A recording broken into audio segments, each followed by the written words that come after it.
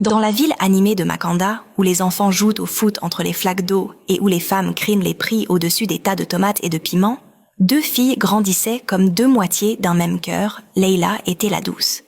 Le genre de fille qui s'excuse quand les autres lui marchent au-dessus.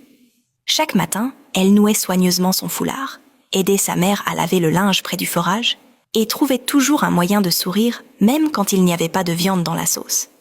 Elle aimait les chiffres, les cahiers bien tenus et le calme après les prières du soir.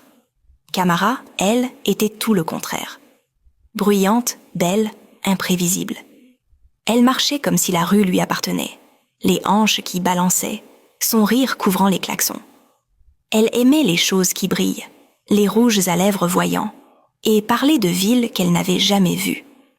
Là où Leila rêvait de stabilité, Kamara rêvait d'excès. Pour elle, la vie était soit immense, soit inutile. Elles vivaient dans le même quartier populaire, dans deux maisons séparées par un portail rouillé. Elles allaient chercher l'eau ensemble, partager le riz les jours où une famille a manqué, et s'allonger côte à côte sur de vieux matelas, chuchotant leurs rêves au plafond quand le courant était coupé. « Moi, je veux juste une vie simple », avait murmuré Leila un soir, en se ventilant avec un vieux magazine. « Et un petit bureau, mon propre business, un homme qui me respecte, des enfants qui dorment en paix. » Kamara avait souri avec dédain. « La vie simple, c'est ce qu'on vit déjà. Moi, je veux autre chose. Un homme avec du pouvoir. Une maison que tout le monde montre du doigt. Des voitures aux vitres teintées.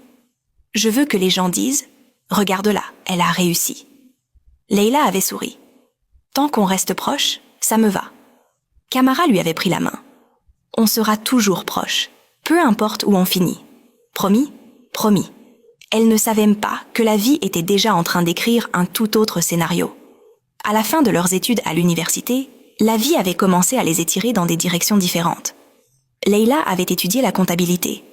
Elle enchaînait les petits boulots pour payer ses frais, tenir les livres de petites boutiques, taper des reçus dans des cybercafés, calculer les bénéfices pour des femmes du marché qui faisaient naître confiance à sa discrète intelligence, fatiguée mais déterminée.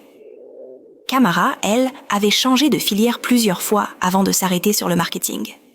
Elle adorait les présentations, les travaux de groupe où elle pouvait parler, bien s'habiller et capter l'attention. Les week-ends, elle travaillait dans une boutique de vêtements, prenait des photos pour Instagram et répétait « Un jour, ma vie va ressembler à ces pages ».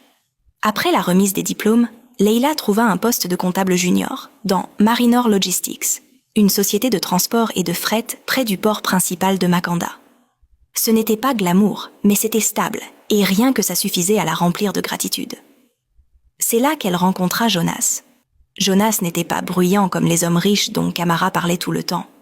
Il était calme, observateur, et se déplaçait avec une assurance qui poussait les autres à s'écarter de son chemin sans qu'il dise un mot. La quarantaine approchant, grand, les pommettes saillantes, des yeux fatigués qui semblaient avoir déjà trop vu. Il possédait une grande partie de l'entreprise, mais portait des chemises simples, sans chaînes dorées ni ceintures ostentatoires. On l'appelait Monsieur Jonas, avec un mélange de respect et de crainte. Au début, Leila pensait qu'il ne la voyait même pas. Elle évitait les problèmes, restait plongée dans ses tableaux Excel et faisait tout pour ne jamais être celle qu'on interpelle en réunion. Mais un après-midi, alors que tout le monde s'était précipité dehors pour aller déjeuner, elle était restée pour corriger une erreur dans un rapport. Jonas entra. « Vous ne mangez pas ?» demanda-t-il. Leila sursauta presque. « J'irai, monsieur. Je veux juste finir ça. » Les chiffres ne balançaient pas. Il s'approcha, regarda son travail et hocha la tête. « Vous avez vu l'erreur vous-même ?»« Oui, monsieur. » Il la regarda alors autrement, comme si une nouvelle image se formait dans son esprit. « C'est bien, dit-il. Vous faites attention. Tout le monde ne le fait pas. » À partir de ce jour-là, il commença à la remarquer.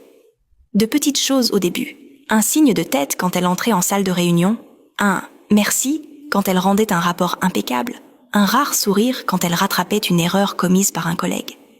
Un soir, alors que le bureau se vidait et que la pluie martelait les vitres, Leila était penchée sur une calculatrice quand elle entendit sa voix derrière elle. « Vous êtes encore là ?» Elle se retourna. « Je voulais finir cette projection. Monsieur, la réunion avec la banque. C'est demain. » Il regarda sa montre, puis la pluie. « Vous ne devriez pas rentrer à pied sous ce temps-là. Vous avez mangé ?» Elle secoua la tête, un peu gênée.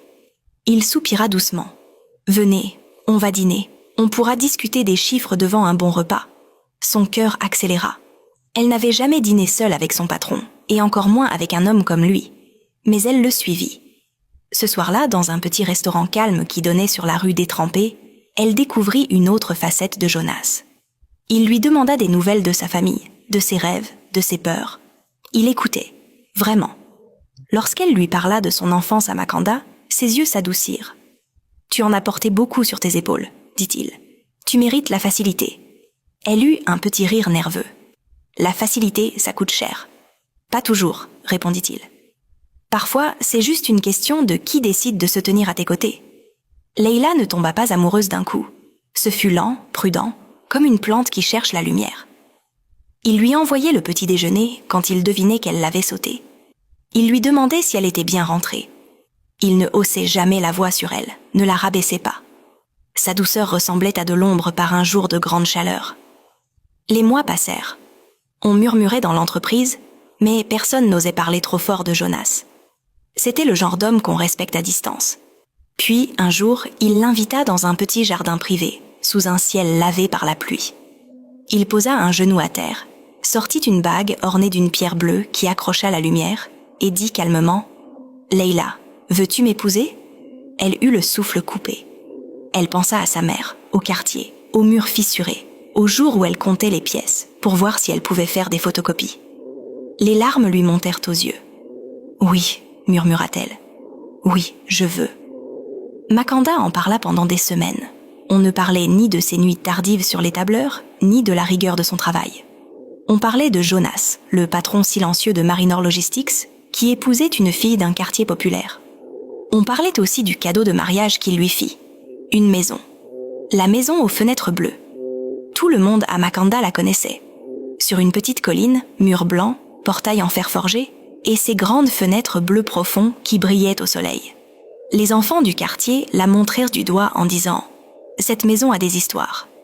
Certains disaient qu'un juge célèbre l'avait bâtie, d'autres qu'elle était maudite. Personne ne savait vraiment. Elle appartenait maintenant à Leila. Le mariage était élégant, mais pas extravagant. Jonas n'aimait pas le tapage.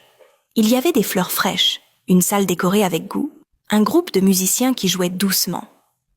Leila portait une robe sirène chic, mais sobre, ses cheveux relevés en chignon, les yeux brillants d'un mélange de joie et d'appréhension. Kamara se tenait à ses côtés, en demoiselle d'honneur, en dentelle dorée, souriant pour les photos, bouquet levé bien haut. Quand les gens murmuraient « Elle a quitté la souffrance », Kamara applaudissait. À l'intérieur, quelque chose se serrait. Parce que quand Leila entra dans la salle de réception au bras de Jonas, l'atmosphère changea. Les gens se levèrent, les téléphones sortirent, les flashs fusèrent. La voix du MC s'éleva. « Faites du bruit pour monsieur et madame Jonas !» Kamara les regarda, lui si imposant, elle si radieuse, et son cœur murmura « Ça aurait dû être moi !» Elle avala vite cette pensée, honteuse. Elle serra Leila dans ses bras et chuchota « Je suis heureuse pour toi, vraiment !» Et pendant un moment, elle y crut. La première fois que Kamara franchit le portail de la maison aux fenêtres bleues, elle en oublia presque de respirer. Leila accourut jusqu'au portail pour l'accueillir, riant en l'attirant à l'intérieur. « Tu es en retard ?»« La circulation » mentit Kamara, alors qu'en vérité, elle était restée longtemps devant la maison, juste à la contempler. La cour était large, avec un jardin soigneusement arrangé, digne d'un magazine. Les fenêtres, hautes, encadrées de bleu, reflétèrent le ciel comme des miroirs. À l'intérieur, les sols étaient lisses et frais. Le salon avait un grand canapé crème, une table basse en verre et un énorme tableau représentant une mer calme. « Leila » souffla Kamara en tournant sur elle-même. « Tu vis ici, tous les jours ?» Leila rit, gênée. « C'est juste une maison. »« Ce n'est pas juste une maison » répliqua Kamara avec une pointe d'agacement. « C'est une vie. » Leila lui fit visiter l'étage, le dressing avec les robes alignées, la cuisine pleine d'appareils étincelants, la chambre d'amis au drap blanc qui sentait la lavande. Il y avait même un petit balcon d'où l'on voyait les lumières de la ville le soir.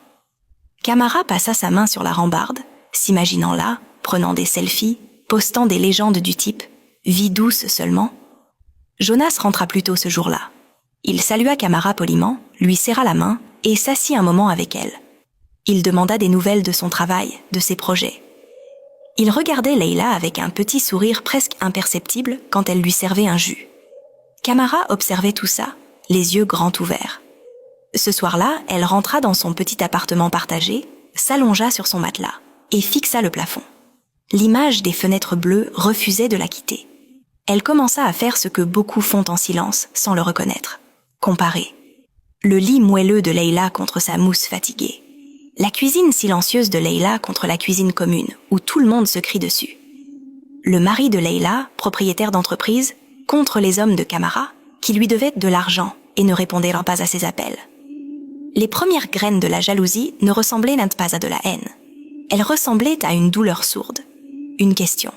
Pourquoi elle et pas moi